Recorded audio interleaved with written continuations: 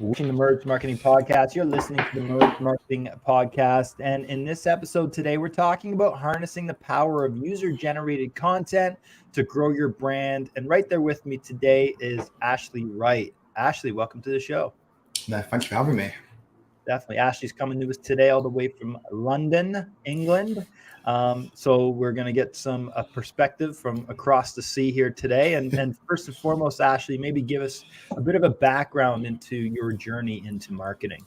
Yeah, definitely. So I've been probably in the marketing space now for coming up to like 18 years. So like most people, I've done pretty much everything from building own websites, SEO, eBay, Amazon, dropshipping, the full works kind of thing. So that was kind of the start. I always knew that I wanted to be an entrepreneur, quote unquote. That was after when I realized that football/soccer, I wasn't going to make it, because obviously when I was growing up, that was kind of the be all and end all until obviously got to a point where got to like 16, 17, didn't get that contract. And I thought, okay, I don't want to be working full time for someone. I want to kind of work for myself and kind of obviously figure out this internet marketing kind of like world. So from then onwards, kind of tried everything.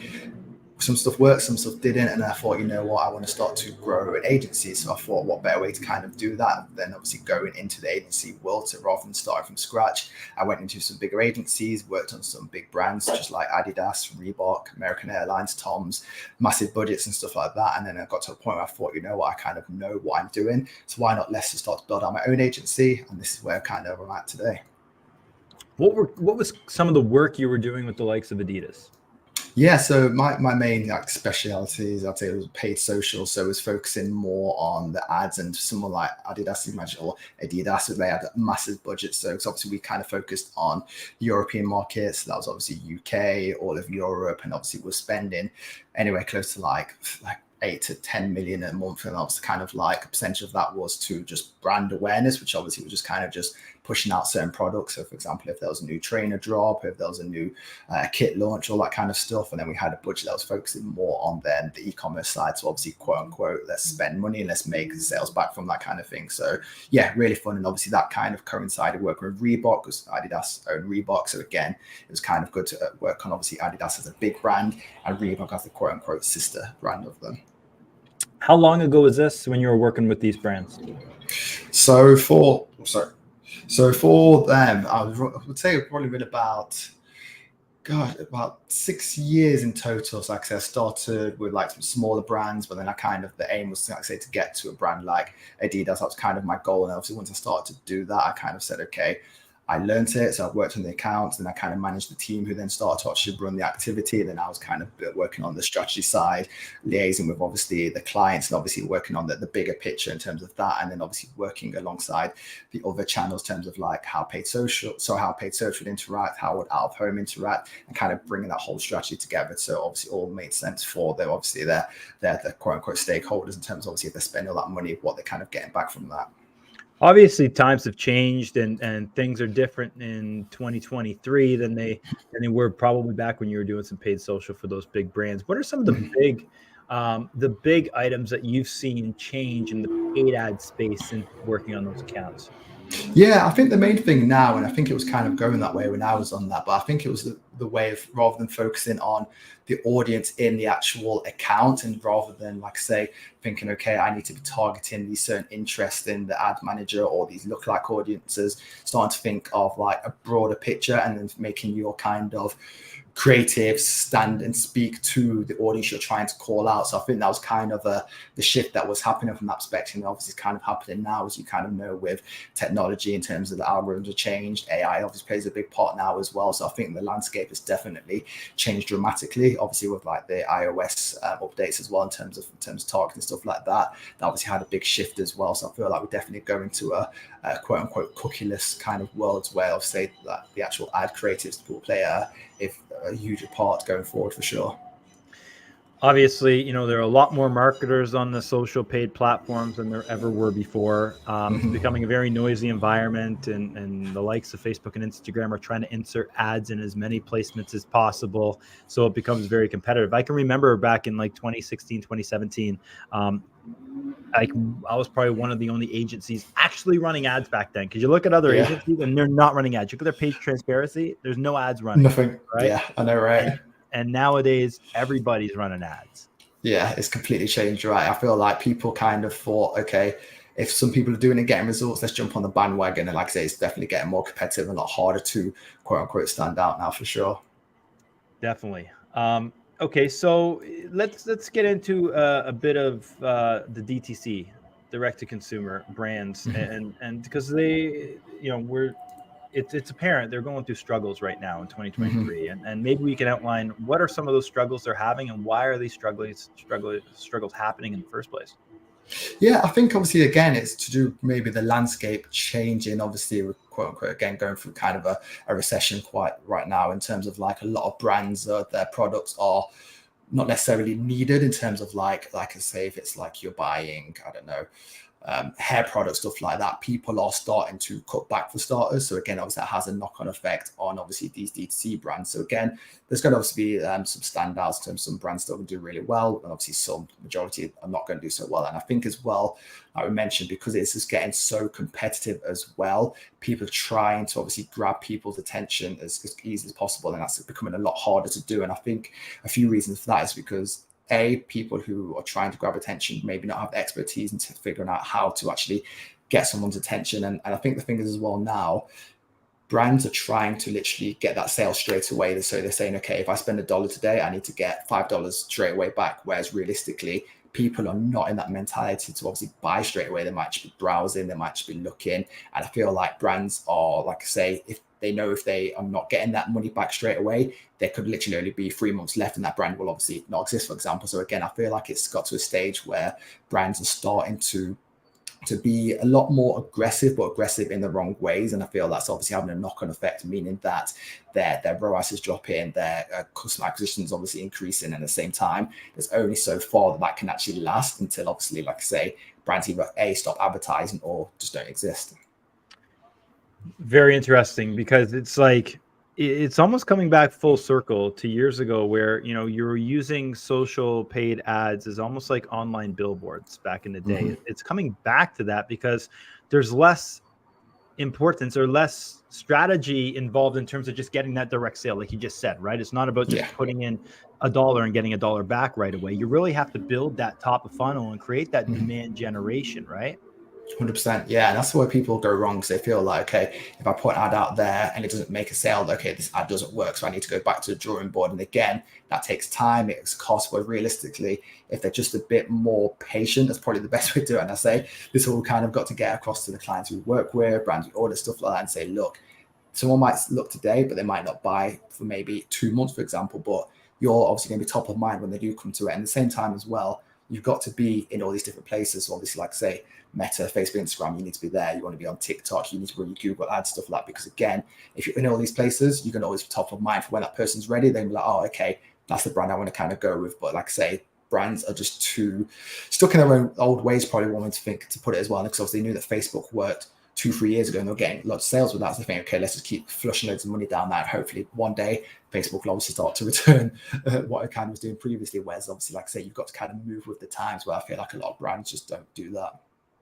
Yeah, it's I mean, and you got to think the algorithms are so smart right now. They know exactly what you're looking for. I mean, obviously people are questioning whether or not the Facebook and Instagrams of the world are listening in on conversations through Alexa and Google devices, but that's another conversation. But what we're Yeah. talking about here right now really is the algorithms are just so good. Like for example, I just bought an above ground pool for my backyard. So I've been inundated with pool supply companies, pool installation companies on my feed for the last 2 weeks. Mhm. But it goes to show like how how good your ads need to be to stand out amongst the competition. Because there's a good Yeah. chance the person you're showing your ad in front of are also seeing ads from all your competitors.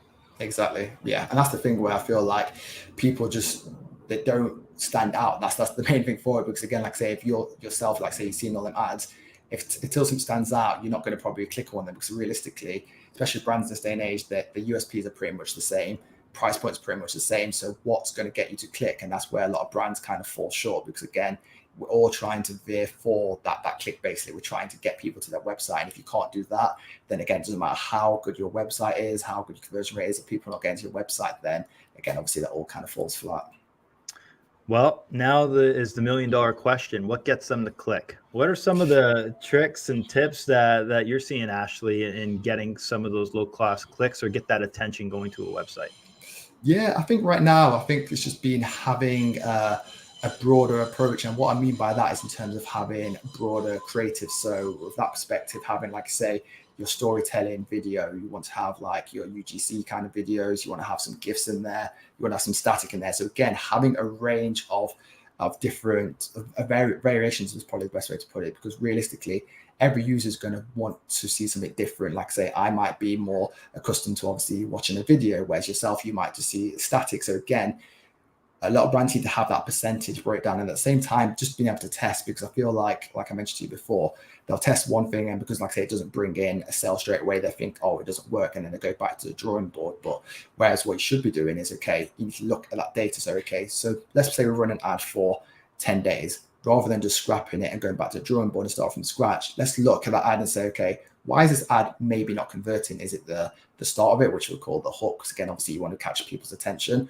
Or maybe is it that we're not holding that user? So again, is there maybe the storytelling in the actual ad is not appropriate, or maybe we're not touching on that problem enough and obviously giving the solution. So again, a lot of brands that look at the actual creative as a whole, and like I say, they're too busy focusing more on why it's not working, in terms of like, oh, the targeting must be wrong, or we're not spending enough. Whereas rather than breaking the actual creative down and saying, okay, let's maybe just change our hook out, or let's maybe get a different creator and use the same script. That's the depth that we kind of need to be going into now to get the results. Whereas, like I say, a lot of brands right now are just trying too many different things, and then they're kind of just like, oh, nothing's working, so what do we kind of do? And that's kind of the issue right now. What are some of your best practices that you're using around testing creative to find out which elements are working? Yeah, so I think the main thing right now is, like I say, we always want to be testing one variable at a time. So what we always say is you want to have a hypothesis at the end of the day. So let's say, for example, we were running like 3 ads for a brand to begin with, test. We say, okay, we want to test 3 different hooks. And basically the test of this would be to say, okay, we want to make sure that one of these versions is going to basically get a hook rate of X. So let's say, for example, we have a hook that's going to be more shocking. For example, we could have a hook that's going to be maybe like answering like a question, which works really well right now. And another one could just be like something really shocking in terms of like throwing something against the wall, something along the lines of that. So that would be the one variable, and the rest of the ad will be exactly the same. So again, that'll be the one variable. So from then we can look, okay, which actual video is actually getting the conversion, which is obviously holding them. From then onwards, we can start to break it down in further. So if we know that obviously hook 1's doing the best, let's say, for example, let's scrap the other 2, and let's maybe say, okay, how can we now improve that hook, that version 1? So again, from then onwards, it might be then looking further on the video, and how we kind of do this, like, taking a step back.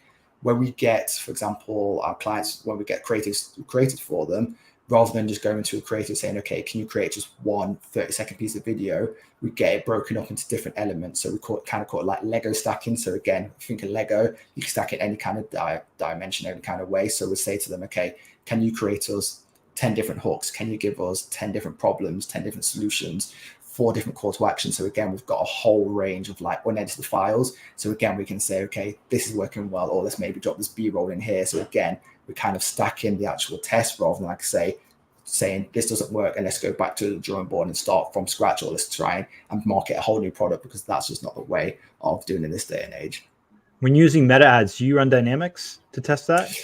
Yeah, that's what we kind of started at first with dynamics again, because that's the easiest way to kind of do it. And I think as well, it's the better way to do it, because again, you don't want to have too many different variables, especially like having so many different campaigns, so many different ad sets. And I feel like, especially like we always say, if you give the platform enough good creative, enough good budget, then again, it will do the heavy lifting for you. And then again, we can look at the data from then onwards.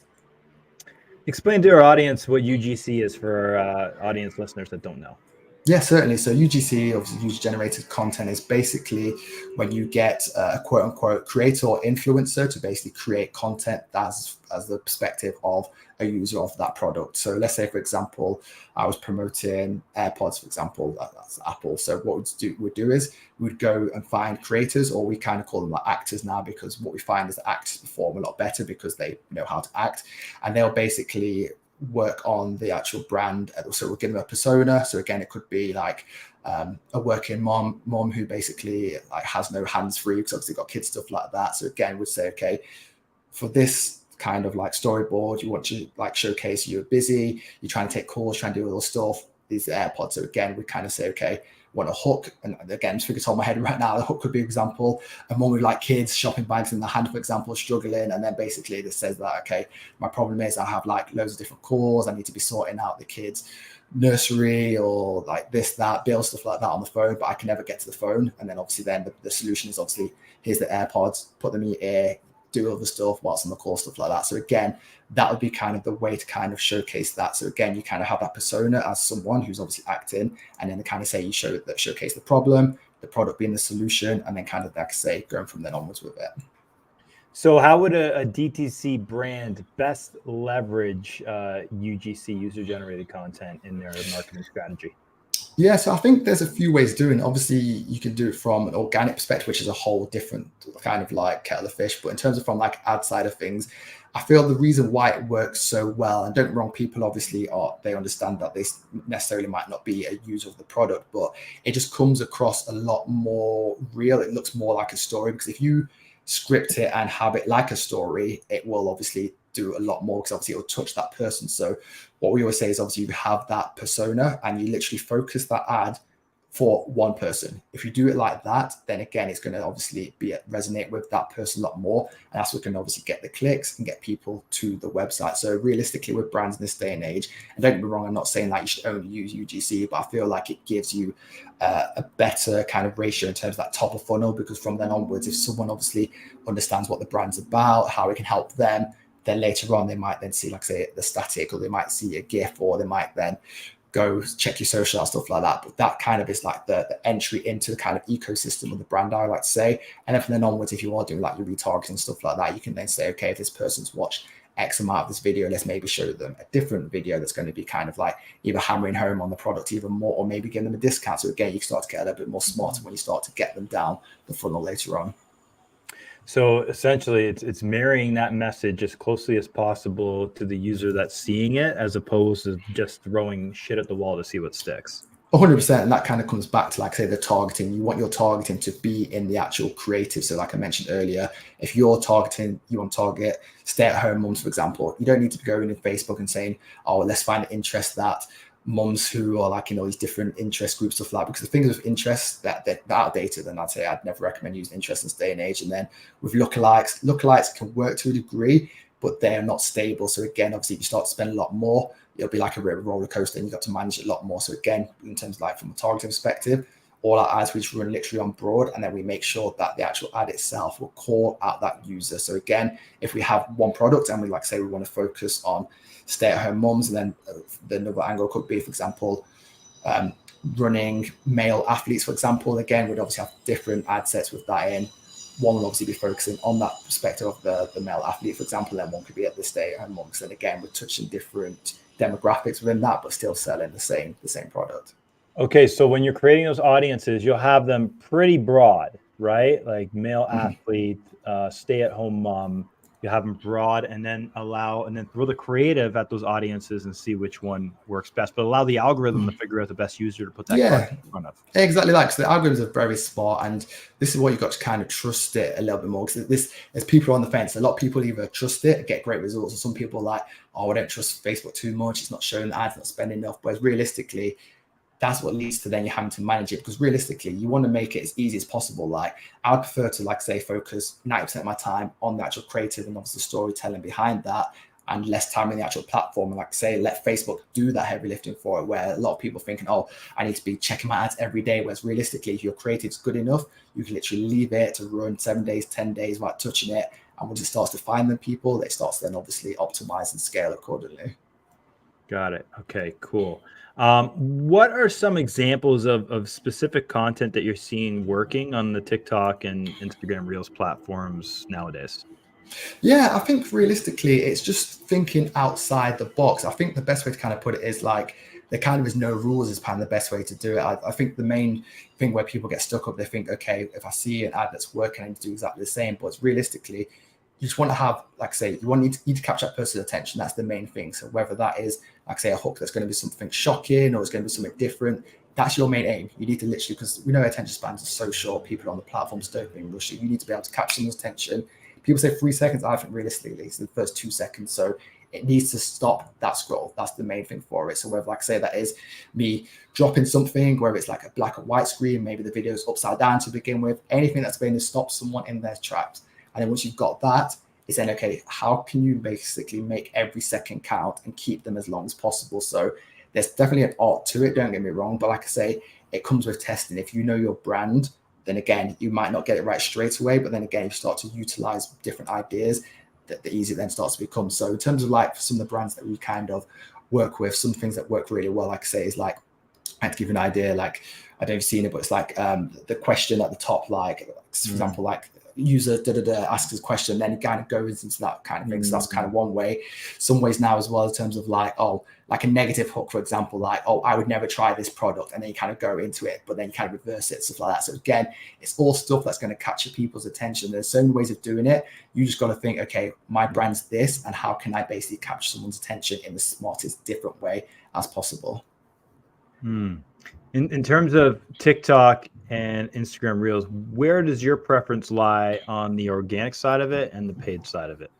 Yeah, so I'd say for any brand, I think like obviously Meta / Instagram, Facebook definitely still is the platform if you want to be looking for that more conversions. But then from an organic perspective, definitely TikTok, because the reach on the platform right now is still pretty crazy. What I'd always say to any brand who's want to run ads on TikTok, make sure you've got that foundation on Meta first, because TikTok is even higher top of funnel from an ads perspective. So again, you might not see conversions, and again, you probably quit and think, oh, TikTok doesn't work, blah, blah, blah. But like I say, it does work. You just need to kind of know what works on your other platform, Meta, get that working, spend however much on that, then start to move to TikTok. So from an organic perspective, TikTok is definitely doing really well. But again, it's the same kind of structure. You need to catch people's attention, because when we audit accounts, the thing that people are doing on TikTok, it's baffling sometimes. You see people just trying to post like some statics or post like sales now and stuff like this, and it's never catch people's attention. And you always see that some of the brands are getting stuck in that kind of 200 to 500 view range and thinking, oh,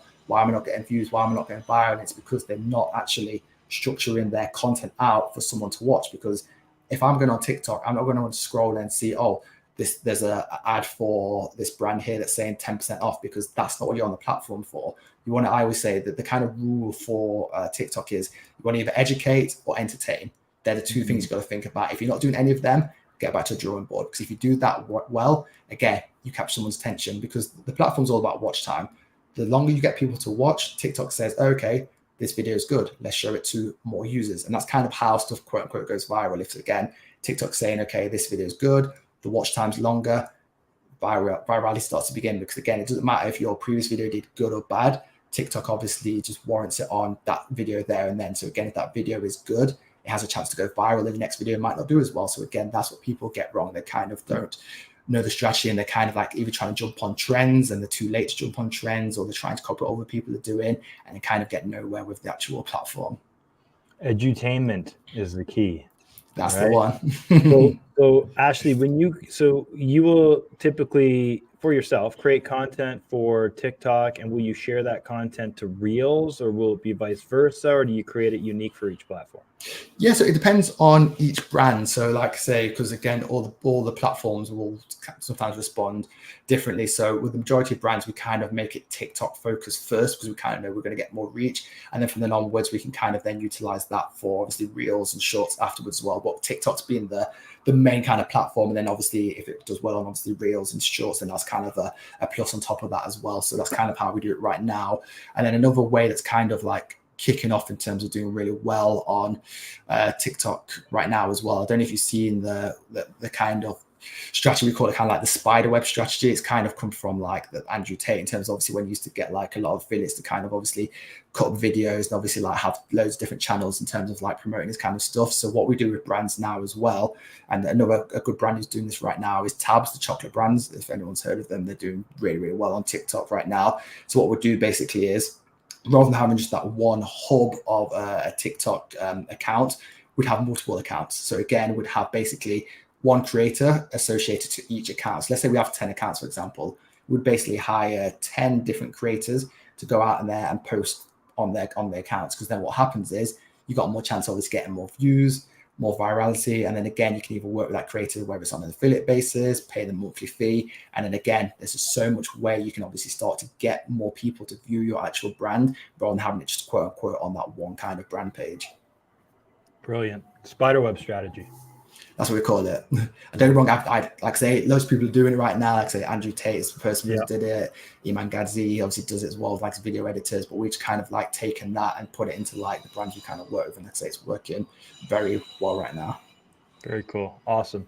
Ashley, this has been great. If our audience has any questions for you, what's the best way for them to get in touch? Yeah, I'd definitely say I'm on Twitter quite a lot. So just Ashley_Wright. That's the best way. If you want to kind of look in terms of what we do as an agency, it's just smashcactusmedia.com. And again, you can obviously find out everything on there in terms of all the strategy stuff we do. And yeah, they're probably the two best ways to kind of get in touch with me right now. Awesome. We end every episode with the same question. That question is this: if you can choose one person, dead or alive, to represent your brand, who would it be and why?